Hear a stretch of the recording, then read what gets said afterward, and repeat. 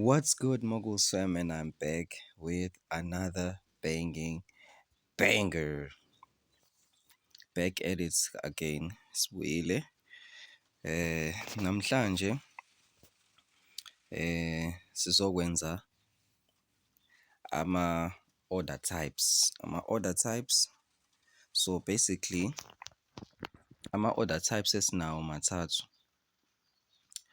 Kufike kube i-market order,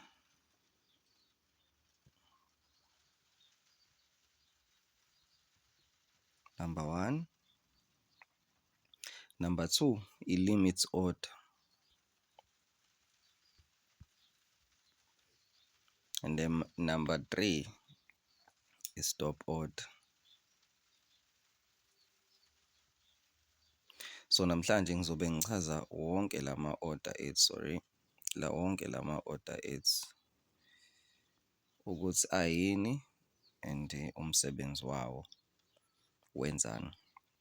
So let's get straight into it. So sizoqala. So I'm actually using i-demo account la ukuthi ngikwazi ukuyichaza le nto. So let's go straight to ama-orders ethu. So wenza i-order, basically njengoba kade ngishilo kunama-orders awu-3 asuke ekhona la kwi-market kwi-MetaTrader yakho. Number one, njengoba ngishilo i-market, which is market execution. Then mase kuba i-limit order, mase kuba i-stop order.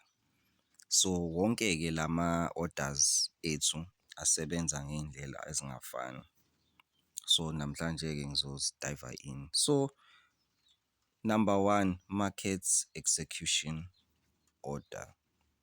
So iyini-ke i-market order? I-market order, it's actually whereby usuke unikeza i-instruction i-broker yakho ukuthi wena ufuna ukungena kwi-market regardless of ukuthi i-current market price ikephi, or ukuthi kwenzakalani with regards to i-market, whether it's fluctuating or it's consolidating, whatever the case may be.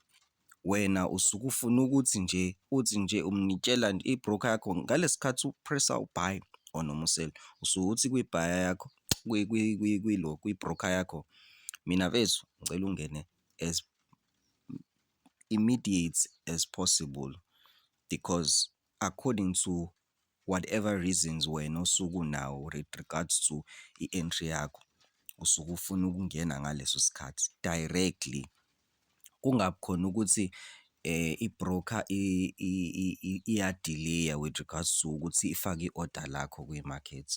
So that is basically what i-market execution is.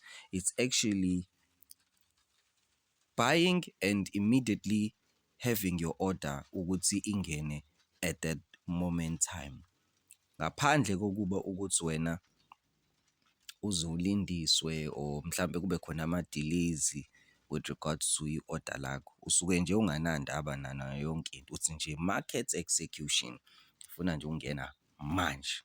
That is actually what market order is. Basically nje into ekanjalo. Then mase siya ku-limits order. I-limit order-ke ngizowenza kanje ngey'bomu so that sizokwazi ukuthi siwubone as much as uhlukene kawu-2 njengoba u-limit sell or limit buy. So u-limit wona-ke usuke uthi unikeza i-instruction kwi-broker yakho. Yonke lento le kusuke kuwukuthi wena as umnikazi we-account usuke utshela i-broker ukuthi ayenzeni nge-entry yakho. So kwi-limit order usuke utshela i-broker yakho ukuthi mfethu, as soon as i-market ithinta le price le wena oyisethile, for instance whether it's buy or sell. So let's get into kwi-limit order. So i-price yakho uyisetha la. So for instance i-buy limit noma i-sell limit ibalulekile mawukuthi usuke ubona kwi-market yakho ukuthi hey yabo le resistance ne-support ngibuka ukuthi engathi izowenza njani, izojika la kuleyo price wena osuke uyicabangile, because obviously usuke wenzile ama-analysis akho. I-price yakho uyi-determine la. For instance, let's say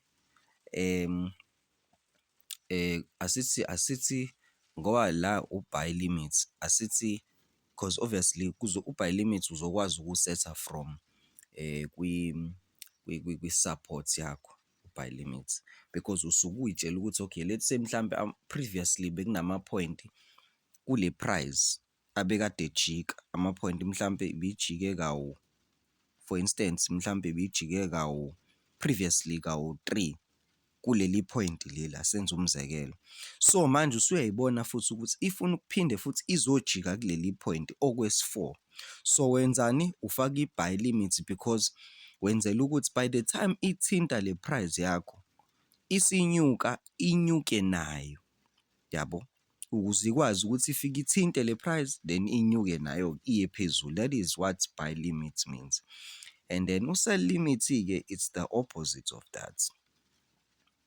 It's the opposite of that. That is when now you use it for i-resistance. Ukuthi okay, let's say nakhona kwi-resistance i-price ibila ibijika la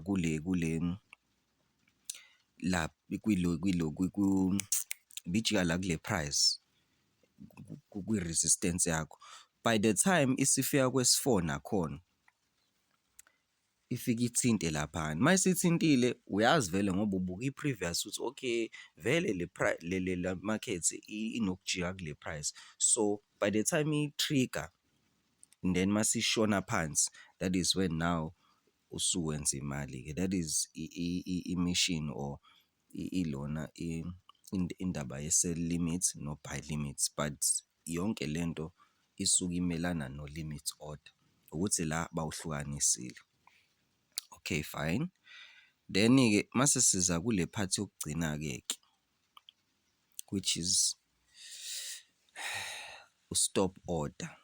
I-stop order sisebenza kakhulu, especially nakuma-fundamentals, but even technicals, but ma-fundamentals siyasebenza. I-stop order, it's an instruction osuke unikeza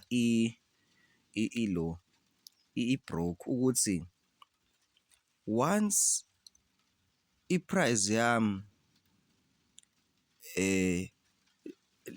kahle kahle i-stop order sikwazi ukungena above the market price, meaning ukuthi whatever price esuke ikhona ngaleso sikhathi lapha kwi-markets, leyo price leyo wena usuke uthi mina ngizofaka mhlampe 10 pips above kuleyo current price.